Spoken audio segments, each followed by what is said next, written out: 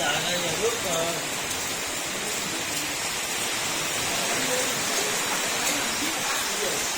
lên trường á. Con bây giờ có mấy cái đăng ký nước mà nó được nước phát là thôi. Cái vị trí mà làm sao cứ chưa mấy đăng ký thuốc. Đâu đâu phải chạy luôn.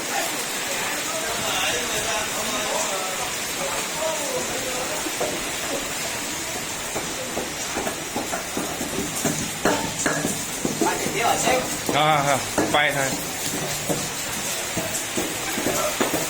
quay tí cho vui, lưu lại kỷ niệm. Cô chẳng phát với giá vào cái đấy thì mục đích cho nó ra.